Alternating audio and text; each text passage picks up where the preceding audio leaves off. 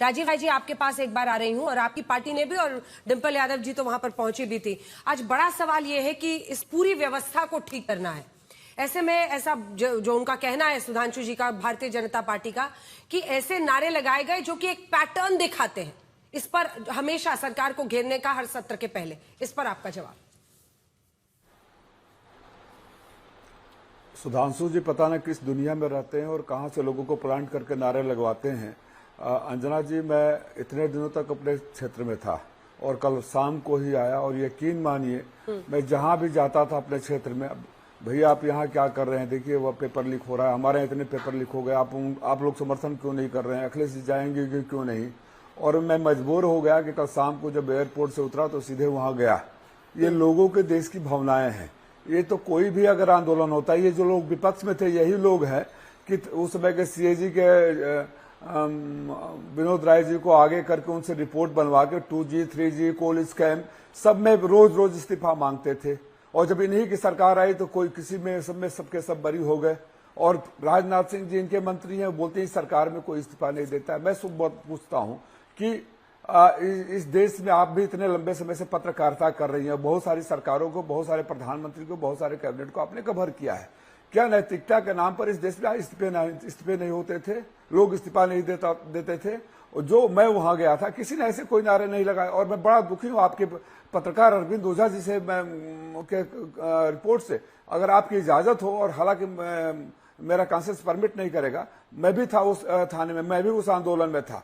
और अंजना जी, आप महिला है, दर्द होगा, लड़कियां बिना कपड़ों के, ऊपर के कपड़े फटे हुए दौड़ दौड़ के भाग के छिपने के लिए थाने में दौड़ी। डिंपल जी ने उनको ढका और सर फटा हुआ, खून लहूलुहान। मैं गया, सारे डीसीपी एसीपी सबके यहाँ खोज रहा था कि एक एम्बुलेंस तो मंगा दो, ये बच्चे मर जाएंगे। मेरे पास वीडियो है, फोटो है, मैं ऐसे नहीं बोल रहा हूं, मैं सबूत पर बोल रहा हूं। फिर वो कहा गया कि आ रही है एम्बुलेंस। फिर जब मैं जाकर नाराजगी व्यक्त की, कमरा दरवाजा बंद करके पुलिस वाले बैठे थे पुलिस स्टेशन में। जब मैं गुस्सा किया तो बोले 4 बाहर एम्बुलेंस खड़ी है। मैं बाहर एम्बुलेंस में जाता हूँ, आईपीएस रैंक ऑफिसर को खोजता हूँ, उनको बोलता हूँ अच्छा मैं पता कर रहा हूँ, हम तो बाहर से हैं। मैं जाकर उस वीडियो को, वो जो एक एम्बुलेंस खड़ी थी उसका वीडियो भी बना कर ले आया हूँ, जिसमें न तो कोई ड्राइवर था, न तो कोई मेडिसिन थी, न कोई फार्मासिस्ट था, नर्स था, एक बच्चा बैठकर करा रहा था। अभी कहिए अगर आपके पास टाइम है तो मैं प्ले कर दूंगा। और मेरे ऊपर भी लाठी चली। और ये बताइए, ये कानून व्यवस्था बनाना काम है, लेकिन कानून में कहां रखा है बिना नेम प्लेट के पुलिस वाले रहेंगे, शादी वर्दिया में पुलिस वाले रहेंगे। शादी वर्दियों में पुलिस वाले लाठी मारे थे, महिला एक लड़की को घसीट कर ला रहे थे, तब हम लोग चिल्लाए वहां। और ये अपनी आंखों देखा। मैं किसी प्रोपेगेंडा में नहीं जा रहा हूं, मैं किसी पार्टी किसी उसका नहीं कर रहा हूं। और मांग क्या, मैं तो चूंकि उस कमेटी में भी हूँ, शिक्षा की कमेटी में, स्टैंडिंग कमेटी में हूँ, लेकिन जो गाइडलाइन है उसके मुताबिक जब तक रिपोर्ट पेश नहीं की जा सकती, मैं यहाँ नहीं बोल सकता जो कारनामे वहां हुए हैं। और मैं चूंकि एजुकेशन से जुड़ा हूं तो मैं भी जानता हूं कि परीक्षा कैसी होती है। जो सुझाव देना था वहां सुझाव दे दिया, और अगर वो रिपोर्ट पेश हो गई होती तो पार्लियामेंट में आज इनको तार कर देता। आज मेरे पास जो सबूत है मेरे वो है, लेकिन चूंकि गाइडलाइन इसलिए नहीं बोल सकता। इतना नंगा नाच पुलिस प्रशासन का, और सारे लोग, डिंपल जी ने बहुत सारे विजुअल्स आपके पास भी हैं, उन खाली इतना ही बोला, थोड़ी तो मानवता सीखो, ये बेटियां हैं, ये देश की बेटियां, कपड़े फाड़ रहे हो। और लड़की आई जो बचा रही थी, अपील कर रही थी कि यहां से कोई नहीं जाएगा, मैं बोल रही हूं, उसको लाठी मार दिया था इन लोगों ने। एक व्यक्ति जिसका लहूलुहान था, देखा नहीं जा रहा था, आके पुलिस वालों को पैर पकड़ रहा था कि आपके बच्चे फले फूले, आपके बच्चे आगे पढ़े। इतना हृदय विदारक दृश्य था। और ये बोलते हैं कि वो नारा दे दिए, किसान आंदोलन में खालिस्तानियों से जोड़ देंगे, कोई भी आंदोलन होगा इसमें विदेशी फंडिंग लगा देंगे, इन्हीं का सब प्लांट किया हुआ है, यही अपने लोगों को भेजते हैं, उन्हीं से नारे दिलवाते हैं। ये तो साबित भी हो चुका है ना, ये तो एक बार नहीं कई बार साबित हो चुका है। एक बार जवाब लेंगे, सिंपल सी बात है, परीक्षा प्रणाली में सुधार। ये धर्मेंद्र प्रधान इस्तीफा क्यों नहीं दे सकते? इससे पहले भारतीय जनता पार्टी ने इस्तीफे नहीं मांगे हैं विपक्ष में रहते हुए, और सरकार के मंत्रियों ने इस्तीफे दिए हैं कि नहीं दिए हैं? अटल बिहारी वाजपेयी जी के मंत्रालय में मंत्रिमंडल में इस्तीफे हुए हैं कि नहीं हुए? कौन सी ऐसी सरकार आ गई, अहंकारी सरकार आ गई जो सारे कुकर्म करेंगी और दोस्त दूसरों के बढ़ेगी और इस्तीफा नहीं देंगे? कौन सी ऐसी चिपकी हुई? क्या इसलिए कि एक का इस्तीफा मांग लोगे तो भेद खुल जाएगा, सारे पोल पट्टी बाहर आ जाएगी, बाहर आकर आ जाएगा? आप बेशर्मी की पराकाष्ठा पार की है सिद्धांशु जी। आपके घर में भी बेटे बेटियां होंगे और जाएंगे घर में तो आवाज आपसे भी पूछेगा अगर बाहर हो। हमारे साथ 3 बच्चियां आई है पार्लियामेंट तक, हमने रिसेप्शन पे बैठाकर उनको गाड़ी से भिजवाया, जो ये कह रहे थे कि हमारे पिताजी बीजेपी के नेता हैं, हम बता कर नहीं आए। ठीक है, सुधांशु जी जवाब दे लें इसका। सुधांशु जी जवाब दीजिए सुधांशु जी, फिर मैं भारती जी आ रही हूँ। देखिए, मैंने तथ्य और डेट कोट करके बोले थे और राजीव राय जी ने बगैर तथ्य डेट कोट किए हुए अपने मन से एक भावनात्मक चित्रण करने का प्रयास किया। अरे फैक्ट का जवाब दीजिए। मेरा लिंग मेरी आजादी का इस्तीफा से क्या मतलब है? बताइए। उमर खालिद के बारे में जो बोल रहा है वो हमारा प्लांट किया हुआ है। अरे मैं पूछ रहा हूं, आप कोई समर्थन नहीं करेगा। समझदार हैं कि इतनी बचकानी शैतानी हरकत कर रहे हैं। राजीव सुनिए मेरे भाई, राजीव जी, जिसने बारी ये नाम रहेगा अल्लाह का, इसके बाद मैं आपको बोलने दूंगी। टीचर है वो घोषित वामपंथी है। राजीव राय जी कुछ भी आके यहां पर आपको बोलना शुरू कर देना। मैं आपसे पूछना चाहता हूं, आपने वो वीडियो देखा था ना, नाम रहेगा अल्लाह का, जो गा रही है? अरे घोषित वामपंथी है, आप कह रहे हैं हमारे, वो तो आके कुछ भी बोलना शुरू कर देना। मुझे लगता है जो राजीव राय जी ने बोला यह बिल्कुल साफ दर्शाता है कि उद्देश्य तथ्यात्मक तर्कसंगत विमर्श करना नहीं, किसी प्रकार येन केन प्रकारेण भड़काना है। अब मैं प्रमाण के साथ पुनः बोलता हूं। आ रही हूं राजीव जी, वो पूरा कर ले, मैं आपसे जवाब लूंगी, तब दिखा दीजिएगा। मैं तुरंत आ रही हूँ। बोलिए 10,000 लोग आए राहुल गांधी जी। नहीं, मैंने फिर सुना दे रहा हूं भैया राजीव राय जी, ये जितने नारे लगे वो हमेशा से लगे हैं और लेफ्टिस्ट लोग ढपली लगा के आजादी आजादी बोलते हैं और आपको शर्म नहीं आ रही? आप कह रहे हैं वो हम लोगों के आदमी है। इतनी बचकानी हरकत मत करिए। अब मैं गुरदीप जी की बात का जवाब देता हूं। इन्होंने कहा 10,000 लोग आए थे राहुल गांधी के कार्यक्रम में, वो कांग्रेस के कार्यकर्ता नहीं थे, हम इतनी भीड़ नहीं ला सकते थे। ये देखिए, पहली बार स्वीकार किया किसी कांग्रेस के नेता ने कि उनके बस की 10,000 की भीड़ लाना नहीं है। वो राहुल गांधी जी के कार्यक्रम में कांग्रेस के बाहर के लोग। तब दूसरी बात कहना चाहता हूं, इस देश में पेपर लीक हुए हैं, मगर एक आंदोलन अंजना जी वो हुआ है जो उस सरकार के ही नेता ने किया है। राजस्थान में 19 पेपर लीक हुए थे और सचिन पायलट जी ने अजमेर से जयपुर तक यात्रा निकाली थी पेपर लीक के खिलाफ और कहा था चाहे मेरे पैरों के छाले भी फट जाएं मगर मैं छात्रों के हितों के लिए संघर्ष करूंगा। बोलिए हां या ना। और इतना ही नहीं, उसके बाद उन्होंने यह भी कहा था कि ये कैसे मुख्यमंत्री कहते हैं कि वो जादूगर हैं, अर्थात कि वो लॉकर में रहते हैं, लॉक और पेपर बाहर आ जाता है। और उसके बाद क्या हुआ था यह भी मैं दर्शकों को बताना चाहता हूं। आज ये लोग जो ज्ञान दे रहे हैं, 2019 के लोकसभा चुनाव में कांग्रेस ने अपने घोषणा पत्र में लिखा था कि यूएपीए कानून जो है यानी सीडेशन का लॉ, इसको निरस्त कर देना चाहिए, इसका दुरुपयोग होता है। मगर उसका उपयोग कहां किया गया? पहली सरकार राजस्थान की कांग्रेस सरकार जिसने उपयोग किया, किसके अगेंस्ट किया? आतंकवादियों के खिलाफ नहीं, अपराधियों के खिलाफ नहीं, अपने विरोधियों के प्रति नहीं, सचिन पायलट और उनके विधायकों के खिलाफ, अपनी पार्टी के विधायकों के खिलाफ इन्होंने देशद्रोह के मुकदमे के तहत कार्य किया, उनकी सर्विलेंस कराई। अब मैं दूसरा भी पूछना चाहता हूं, सुधांशु जी, गई उनकी सरकार राजस्थान से, कह रहे हैं कि बहुत अच्छा है, 4 अब वहां भी आपकी सरकार है सर, केंद्र में भी आपकी सरकार है, सुन लीजिए, सब जगह आपकी सरकार है। तो 2.5 साल से राजस्थान में कोई पेपर लीक नहीं हुआ। अब मैं दूसरी बात कह रहा हूं, जो लोग ये कहने का प्रयास करते हैं अंजना जी, तो कांग्रेस 4 राज्यों में सरकार में भी तो है, गवर्नेंस का एक मॉडल बताएं। जैसे मोदी जी ने गुजरात मॉडल दिया था, जैसे हम लोग विपक्ष में थे, मध्य प्रदेश में शिवराज सिंह चौहान जी ने लाडली लक्ष्मी योजना और कृषि में विकास करके दिखाया था। भाई साहब, कर्नाटक तेलंगाना दोनों तो बहुत संपन्न राज्य हैं, हिमाचल और केरल भी। दिखाओ तो ना कि मॉडल ये है गवर्नेंस का। चलो, जहां आपकी राज्य सरकार है वहां के आप एग्जाम में दिखाइए, हमने ये किया। जबकि फैक्ट ये है कि जिन एजेंसीज पे आप आरोप लगा रहे हैं, तेलंगाना की यूनिवर्सिटी ने भी उसी को पेपर सेट करने के लिए दिया है और कर्नाटक की यूनिवर्सिटी ने भी उन्हीं को पेपर सेट करने के लिए दिया। तो अगर आप ईमानदार हैं तो अपने सामने रखिए, यह भी ध्यान रखिए 4 राज्यों में आप सरकार में, आप कहिए मैं ये करके दिखा रहा हूं, जैसे हम विपक्ष में थे और हम दिखाते थे कि हमारा राज्यों का मॉडल ये है। चलिए जल्दी से गुरदीप सप्पल जी जवाब दीजिए। राजीव राय जी भी कुछ दिखाना चाह रहे हैं, भारती जी के पास मुझे जाना है। हाँ, 3-4 बातें बोल दी हैं सुधांशु जी ने। पहले तो नारों पे बोला। सुधांशु जी, नारों के इस्तेमाल पे इतना परेशान मत होइए। हमने देखा है कि आपके लोग जय श्री राम का नारा किसी की लिंचिंग के लिए भी लगाते हैं।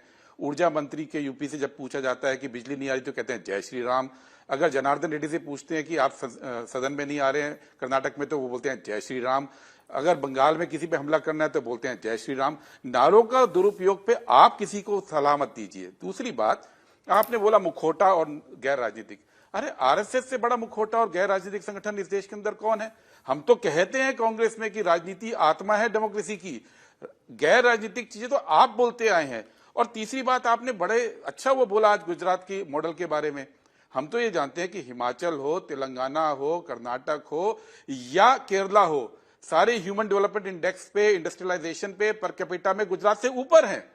हमको ब्रांडिंग जो आपने पीआर और ब्रांडिंग करके एक झूठी एक माहौल तैयार किया था, अब तो देश में कलाई खुल गई। पहले तो नारों पे बोला, सुधांशु जी नारों के इस्तेमाल पे इतना परेशान मत होइए। हमने देखा है कि आपके लोग जय श्री राम का नारा किसी की लिंचिंग के लिए भी लगाते हैं। ऊर्जा मंत्री के यूपी से जब पूछा जाता है कि बिजली नहीं आ रही तो कहते हैं जय श्री राम।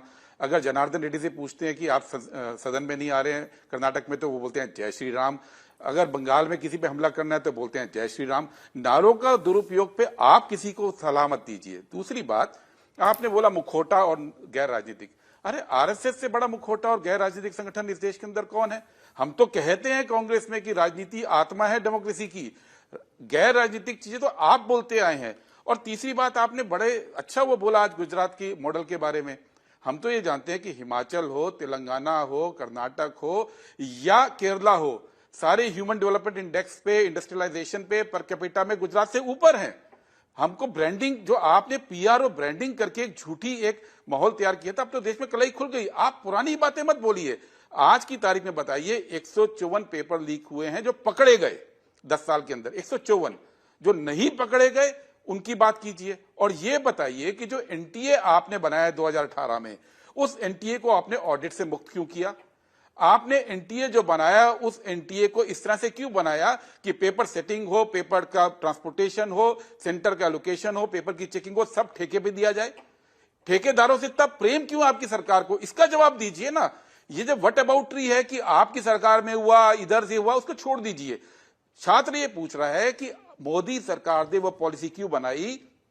इस देश में यूपीएससी है, यूपीएससी पूरी तरह सरकार के कंट्रोल में है, ट्रांसपेरेंट है, उसका ऑडिट होता है, उसके परमानेंट एम्प्लॉइज हैं। आपने एनटीए में परमानेंट एम्प्लॉइज रखने तक से मना कर दिया ताकि आरएसएस के लोगों को आप वहां पे काम दे सकें ठेकेदारी पे और कमाई भी कर सकें। और अभी तक भारती जी बोल भी नहीं पाए हैं, इसका जवाब छात्र चाह रहे हैं। सुधांशु जी एक साथ जवाब दीजिएगा। एनटीए पर तो गंभीर सवाल उठते ही हैं। अरुण भारती जी, आपकी पार्टी कहां खड़ी है और इस तरह के आंदोलन को लेकर क्या जो संवेदनशीलता दिखाई जानी चाहिए, बातचीत पहले से ही क्यों नहीं शुरू की गई? ऐसा लगता है आपकी पार्टी को?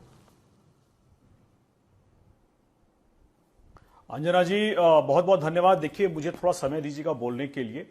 देखिए छात्रों को लेकर के हम लोग बड़ा स्पष्ट है, हमारे नेता चिराग पासवान जी इस बात को लेकर बड़ा स्पष्ट है कि छात्र की जो चिंताएं हैं हमारी चिंताएं हैं, हमारे छात्र हैं, हमारे बच्चे हैं, इनकी जो भी चिंताएं होंगी, जो भी मांगे होंगी, उनको हम लोग मानेंगे।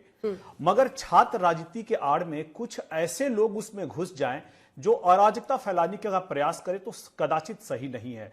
आप देख रहे होंगे लगातार अभी राजीव राय जी बोल रहे थे कि डिंपल जी तख्ती लेकर के गई। मुझे याद है, जहां तक मुझे मेरी मेमोरी सही सर्व करती है, अखिलेश जी जब सीएम थे 5 साल तो 3 बार पेपर लीक हुए थे सीपीएमटी के। उस वक्त उनको तख्ती लेकर के जाते हुए मैंने नहीं देखा था। देखिए हमारे बच्चे हैं, इनकी जो जायज मांगी होगी सुनी जाएगी। और चिराग पासवान जी भारत सरकार के केंद्रीय मंत्री होने के तौर पर लगातार इसको लेकर के मंत्रिमंडल में बातचीत भी कर रहे हैं, उठा भी रहे हैं। जब विपक्षी दल हमारे ऐसे बच्चों के आंदोलनों में अपना एजेंडा चलाने का प्रयास करते हैं, तब यह दुर्भाग्यपूर्ण हो जाता है। जब लगातार हम लोग देखते हैं कि किस तरह के कम्युनिस्ट पार्टियां लगातार वहां आती हैं, अलग अलग इस तरह की बातें करती हैं, जो कि कहीं ना कहीं से इस आंदोलन को ही उनकी राजनीति चमकाने या फिर उस बुलाई गई भीड़ पर पलने की कोशिश जैसी लगती है। देखिए बच्चे हमारे हैं, इसलिए आप मत चलाइए अपने राजनीतिक हथकंडे, मत दीजिए अपने डंडे और अपने झंडे। बच्चे हमारे समझदार हैं और जैसे ही आज उनका मिला ज्ञापन जेपी नड्डा जी को, जेपी नड्डा जी ने उनसे मुलाकात की, उनके मांगों को भी लिया है और आगे उसके ऊपर कार्रवाई भी होगी। विपक्ष लगातार देखिए इनके पास अपने खुद के एजेंडे नहीं है, संसद चल रहा है, बहस के लिए फ्लोर खुला हुआ है। और इससे पहले मैं अपनी बात आगे ले जाऊं, एक बात और करना चाहूंगा कि इस बार विपक्ष ने बहुत ही गलत एक संसदीय परंपरा शुरू की है, एक संसदीय परंपरा का अपमान किया है, जहां पर जब दिवंगत सांसदों को श्रद्धांजलि दी जाती है वहां भी नारेबाजी। भला बताइए आज तक कभी ऐसा हुआ था? आप जब श्रद्धांजलि दे रहे हैं तो उनको पूरी श्रद्धा दीजिए, उसके बाद अध्यक्ष जी ने कहा कि सवाल लीजिए, सवाल हमारे मंत्रियों से कीजिए, आप बहस कीजिए, चर्चा कीजिए, 0 आवर है, 377 है, मुद्दों को रखिए। सिर्फ और सिर्फ नारेबाजी, सिर्फ इसलिए क्योंकि उनको सदन में बहस नहीं करना है, पर रोड पर आकर के तमाशा करना है, प्रदर्शन करना है और छात्रों के बुलाए आंदोलन में खुद की राजनीति चमकानी है और खुद को पालना है, क्योंकि असली मुद्दे जो विकास के लिए चाहिए, मैं बता रहा हूं जिस तरह से छात्रों को छलने का काम यहां किया गया, अभी इस तरह से उत्तर प्रदेश में भी देख लीजिए, सपा ने, कांग्रेस ने 24 में लोकसभा, बस 10 सेकंड, 2024 में लोकसभा चुनाव में चलाए थे हथकंडे की संविधान खत्म हो जाएगा, आरक्षण खत्म हो जाएगा। 2 साल हो गया, कौन सा संविधान खत्म हुआ, कौन सा आरक्षण खत्म हुआ? सिर्फ लोगों को भरमाते हैं, डराते हैं, अपने राजनीतिक हथकंडों को चलाते हैं। ठीक है, अब राजीव राय जी जवाब दीजिए। सीपीएमटी का 2-2 बार 3-3 बार पेपर लीक होना अखिलेश सरकार में, वो पूछ रहे हैं कि तब काहे नहीं तख्ती लेके निकले थे सड़क पर। और इसी के साथ साथ उनका सवाल है कि एक प्रथा जो है, अगर श्रद्धांजलि दी जा रही है उस वक्त ऐसा नहीं करना चाहिए। नारेबाज अपना वीडियो भी दिखा लीजिए जो बता रहे, आपने खुद बनाया ना राजीव जी? झूठ बोलने के बड़े राजीव जी, राजीव जी हम सिर्फ आपसे कंफर्म कर रहे हैं क्योंकि सेंसिटिव इशू है। आप एक सांसद हैं, क्या आपने स्वयं ये वीडियो बनाया है या कोई सर्कुलेटेड वीडियो है? अगर स्वयं बनाया है तो जरूर दिखाइए, क्योंकि आपको इसकी सच्चाई, हाँ ठीक है, सच्चाई की आप मतलब आप ही को वेरीफाई करना होगा। हाँ हाँ राजीव जी, अगर आपने बनाया तो दिखाइए। मैं एक बाप भी हूं और मैं सांसद भी हूं और मैं स्वयं वहां था। जो कपड़े फटे हुए हैं वो वीडियो अभी भी नहीं दिखा सकता, हाँ, क्योंकि वो बच्ची है और वो अच्छा नहीं लगेगा राजनीति करने के लिए। लेकिन जो जहां बच्ची करा रही है, चिल्ला रही है, और ये पुलिस स्टेशन का है, उसमें मैं भी था और मैंने अपने फोन से बनाया है। बहुत सारे हैं, बहुत सारे ऐसे हैं। अरुण भारती जी, आप जिस पार्टी से आते हैं ना, इस पार्टी के जनक स्वर्गीय रामविलास पासवान जी के आंदोलन को और उनके बातों को याद कर लीजिएगा। आपको शायद नींद नहीं आएगी, नए नए अभी हो सकता है राजनीति में आए हो, इसलिए जो जितना आंदोलन और जितना सदन में उन्होंने कहा, किसने अपमान किया? झूठ बोलने का पूरा ठेकरा लेकर आते हैं क्या सर पे आप लोग? झूठ बोलने का ठेकरा लेकर आते हैं। मैं भी था सदन में, किसने अपमान किया? लास्ट में विरोध हुआ कि सबको आप श्रद्धांजलि दिए हैं, खुमैनी को क्यों नहीं दिए? कुछ लोगों ने उठाया, जिसमें क्या गलत था? किसी ने विरोध नहीं किया। जो ही लोकसभा अध्यक्ष जी खड़े हुए, आप वीडियो भी देंगे, मैं चैलेंज देता हूं आपको। भारती जी, आप कौन सा वीडियो दिखाने लगे?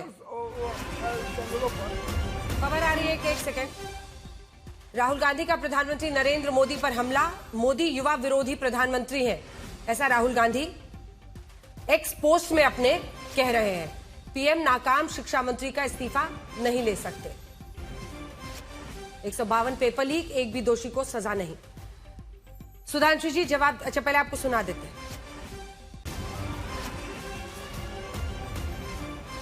This country has a majority of young people. Prime Minister Modi is the most anti-youth Prime Minister India has ever had. The boys and girls who are walking the streets of Delhi are not criminals. They are demanding their rights. Their rights are to have an education system that respects them, to have an education system that is fair, to have an education system that is working. There's absolutely nothing wrong in what they're doing, and it's disgusting what the government is doing and what the police is doing. दोनों की ही बातों का जवाब अब आप दीजिए सुधांशु जी। राजीव राय जी भी video दिखा रहे हैं और कई जगहों पर वो कह रहे हैं, खासतौर पर बच्चियों के साथ वो आरोप लगा रहे हैं, उस पर भी जवाब, और जो राहुल गांधी कह रहे हैं उस पर भी। तीनों बातों के बाद पहले राजीव राय जी यदि ये कह रहे हैं कि वो वीडियो बना रहे थे, मतलब सांसद होते हुए उनके अनुसार कोई पीटा जा रहा था तो वो वीडियो बनाने में लगे हुए थे। पॉइंट नंबर 2, उनके मुंह से क्या निकला कि संसद में हल्ला क्या इस बात का मचा कि खमनई को श्रद्धांजलि क्यों नहीं दी गई। अब अंजना जी, फिर मैं आपके करोड़ों दर्शकों से कहता हूं, मुद्दा है शिक्षा व्यवस्था। ये खमनई को श्रद्धांजलि की बात कहां से आ जाती है? और खमनई को श्रद्धांजलि का मैं ये भी टेक्निकल जवाब भी दे देता हूं। सुधांशु जी, अरे बीच में काहे बोल रहे हैं सर? अरे काहे? नहीं, बोलिए राजीव जी। चैनल पर कुछ भी बोल देंगे, बोलिए राजीव। अंट बोलने लगे राजीव, आप पुलिस स्टेशन में था और आपकी पुलिस थी, वहां पीटा नहीं जा रहा था, वहां हम लोग बचा कर ले आए थे वहां। अच्छा जी, सुबह से उठते झूठ के अलावा भी। अरे भाई, आपने खुद बोला कि वीडियो आपने बनाया, इसका मतलब आप वीडियो बना रहे थे। बोलिए हाँ या ना? आपने अभी चैनल में बोला वीडियो आपने खुद बनाया, इसलिए चिल्लाइए नहीं, शांति से बैठिए। आपने मैं चुनौती देता हूं, मैं इस्तीफा दे दूंगा। मैं लाइव, अरे मैं पूछा हूं आपसे, आपकी आत्मा मर गई, आप खुद कह रहे हैं और कह रहे हैं मैं वीडियो बना रहा था। उस पुलिस स्टेशन में, क्योंकि वीडियो बनाते हुए व्यक्ति किसी को पहचान नहीं सकता। आपने खुद बोला आप वीडियो बना रहे थे, तो दर्शक तय कर सकते हैं कि किसके मन का विचार क्या है। राजीव, तब वीडियो बना रहे थे। ठीक, आराम से राजीव जी। वीडियो नहीं बता रहे थे। हम आप जैसे निर्दयी नहीं है। अच्छा, सब वीडियो बना रहे थे। क्रूर नहीं है, हम आप जैसे बेशर्म नहीं है, हम आप जैसे पत्थर मतलब जो वीडियो बना रहा अब था, जवाब दीजिए सुधांशु। इनके अनुसार पिटाई का वीडियो बना रहा था मगर बचा नहीं रहे थे, वो बड़ा दयावान है। बेटी भी आपको माफ ठीक नहीं है, करेंगे। आपने बोला, मैंने आप ही का वर्ड पकड़ा। अरे बिलबिलाइए नहीं साहब, देखिए फैक्ट आने के बाद आदमी कैसे बिलबिला जाता है वो आपके दर्शक देख सकते हैं। अब मैं अगले पॉइंट पे बताता हूं। अंजना जी, दूसरा इन्होंने बोला, जवाब दीजिए, उसके हम बारी बारी नहीं से आ रहे। के गुरदीप ऊपर जी आप भी श्रद्धांजलि बीच में क्यों मत नहीं बोलिए, दी? मैं आ रही हूँ। अरे राजीव भाई, जी आ रही हूँ, बहुत- सबसे जवाब लूंगी जल्दी से। आपने- सुधांशु जी बोलिए। अब हमने अपने टर्न पे बोलिए। मैं बस ब्रीफ में क्विकली बोल रहा हूं 2 पॉइंट्स में। इनके मुंह से क्या निकला अंजना जी कि खमनई को श्रद्धांजलि क्यों नहीं दी। अब मुद्दा अभी छात्रों की बात कर रहे थे, अचानक खमनई कहां से आ गए। अरे भाई, खमनई को श्रद्धांजलि इसलिए नहीं दी जा सकती क्योंकि खमनई हेड ऑफ द स्टेट नहीं थे। इब्राहिम रईसी की फरवरी 2025 में जब डेथ हुई थी, वो राष्ट्रपति थे, वो सुप्रीम लीडर, उनका अंदरूनी मामला है। जैसे सोनिया गांधी जी सुप्रीम लीडर थी, पर हेड ऑफ द स्टेट का प्रोटोकॉल सिर्फ डॉक्टर मनमोहन सिंह को मिलेगा, सोनिया गांधी जी को नहीं मिलेगा। उसी प्रकार ईरान के राष्ट्रपति को मिलेगा। इब्राहिम रईसी की डेथ के ऊपर फरवरी 2025 में भारत सरकार ने ऑफिशियली शोक व्यक्त किया और शोक मनाया भी। इनकी डेथ के ऊपर फॉरेन सेक्रेटरी ने जाके किया। अब इतनी अकल किसी को नहीं है कि जो हेड ऑफ द स्टेट नहीं है, जो वहां का एक इंटरनल लीडर है, उस पर कह रहे हैं संसद में होना चाहिए। अब तीसरी बात देखिए, नीट के मुद्दे पे अंजना जी एक और बात समझिए, इन लोगों के मन में रिएक्शन क्यों है। जब तक ये नीट का एग्जाम नहीं आया था, तब तक सारे प्राइवेट कॉलेजों में सीटें बिकती थी। एक मेडिकल की सीट एमबीबीएस की 20-25 लाख रुपए से लेके 45-50 लाख रुपए में जाती थी, सबको पता है। और पीजी की सीट 50-60 से लेके 1 करोड़ तक। कितने मध्य वर्ग के परिवार के बच्चे जा पाते थे। जब से मोदी जी ने नीट की व्यवस्था की, तब से उन सारे बच्चों को वो अधिकार मिला कि वो भी उन प्राइवेट स्कूलों में जा सकते हैं। और मोटी रकम कमाने वाले कौन थे, मैं दर्शकों से कहता हूं जाके चेक करिए। उन कॉलेजों के मालिक 90% कांग्रेस के नेता हैं। तो आपके मन में नीट के आने के बाद जो दर्द है, जो आपके मन की कसक है, वो समझी जा सकती है कि जो बच्चों का शोषण करके कमाई हो रही थी, वो अब बंद हो गई। अब एग्जाम के थ्रू आ रहे हैं, जिसमें कि कॉलेज के लिए कमाई का स्कोप खत्म हो गया है। शायद ये भी एक कारण हो सकता है। सुधांशु जी, लेकिन आप कह रहे हैं कि पहले सीट की बोली लगती थी, लेकिन अब अगर पेपर की बोली लगने लगे तो ये तो उसका विकल्प नहीं हो सकता ना। एनटीए और एनटीए के कामकाज को लेकर बहुत गंभीर सवाल है। एक लाइन में बोल दो। हाँ, तो आप इसका जवाब भी तो दीजिए। अब आप एक विकल्प लेकर आए, उस विकल्प में पेपर की बोली लग रही है, क्या फर्क हुआ। अब एक लाइन बोल देता हूं। देखिए, पेपर लीक उसे कहते हैं कि पेपर प्रिंट हो और उसके बाद परीक्षा स्थल पे जाए, वहां से लीक हो जाए। इस बार स्थिति बड़ी विचित्र हुई है, जो भारत के इतिहास में कभी नहीं हुई। पेपर सेटिंग करने वाले ने पेपर लीक कर दिया। मतलब ये तो वो स्थिति हो गई कि जज अपना जजमेंट लिखता है और प्रोनाउंस करने से पहले तक जजमेंट माना जाता है कि वो गोपनीय रहेगा। अब अगर जज जिसने जजमेंट लिखा है वही लीक कर दे, तो अपने आप में बहुत चुनौतीपूर्ण स्थिति, पर सरकार उसकी भी व्यवस्था कर रही है ताकि अब पेपर सेटिंग करने, ऐसा पहले नहीं होता था, ये नहीं माना जाता था कि पेपर सेट करने वाले खुद लीक करेंगे, तो अब उसकी भी व्यवस्था टेक्नोलॉजी वगैरह के माध्यम से की जा रही है कि अब पेपर सेट करने वालों के पास भी वह परिस्थिति न रहे कि वो लीक कर सके। गुरदीप सप्पल जी। सुधांशु जी की 3 बातों पे जवाब देता हूं एक लाइन में। सुधांशु जी को ये दर्द तो है कि राजीव जी ने पिटाई करते हुए वीडियो बनाया, लेकिन ये दर्द नहीं है कि उनकी पुलिस ने छात्रों की पिटाई की। ये सच्चाई है। दूसरी बात, अब इन्होंने बोल दिया नीट पे पहले सीटें बिकती थी। सुधांशु जी, आपने जो व्यवस्था बनाई उसमें 2 बड़ी खामी है। आपने सरकारी कॉलेज बनाने ही बंद कर दिए। आज प्राइवेट की फीस 1 करोड़ से 3 करोड़ है मेडिकल की, और आप कहते हैं गरीब बच्चा वहां एडमिशन ले सकता है। और दूसरी बात, जो व्यवस्था एनटीए और आपके सिस्टम ने बनाई है, मैं आपको महाराष्ट्र का पिछले साल का एग्जांपल देता हूं। वहां का जो सेंट्रल एडमिशन टेस्ट था इंजीनियरिंग के लिए, उसमें टॉप 15 लोग जिनका परसेंटाइल 100 था या 99.999 था, उनके 12वीं में पीसीएम के अंदर 35 से 45% नंबर थे। ऐसे कैसे संभव है कि जो सिस्टम आपने बनाया कि एंट्रेंस में 100 परसेंटाइल है और 12वीं के एग्जाम में आप 35 से 45 के बीच में अटक रहे हैं। ठीक है, ये है प्रॉब्लम की जरा कमी है गुरदीप जी। ठीक है, आपकी इस बात का भी जवाब। राजीव जी जल्दी से 2 लाइन का एक कमेंट, टाइम खत्म हो रहा है। राजीव जी जल्दी से 2 लाइन का, फिर 2 लाइन का जवाब लूंगी सुधांशु जी से। राजीव जी, अच्छा शायद आवाज नहीं जा रही है। सुधांशु जी जल्दी से सिर्फ 2 लाइन में जवाब जो वो कह रहे हैं सिस्टम को लेकर। सुधांशु जी देखिए, ये जो एग्जाम में फेल, मतलब पेपर का लीक होना या मार्किंग सिस्टम में प्रॉब्लम, ये किसी और ने नहीं क्रिएट किया है, ये आप ही को, आप सरकार है साहब, आप ही को सॉल्व करना होगा। हाँ बिल्कुल, जो आपने बात कही, सरकार इस बात की पूरी व्यवस्था करने का प्रयास करेगी। अब यह भी हो सकता है कि पेपर सेटिंग एक व्यक्ति को न दिया जाए, डिफरेंट सब्जेक्ट्स बना लिए जाएं, उनके लिए एक पूरा 150 लोग अलग अलग देश में तय कर लिए जाएं, उनसे सर्टेन पेपर क्वेश्चंस ले लिए जाएं, फिर उनको मिक्स करके बनाया जाए। व्यवस्था की जा रही है।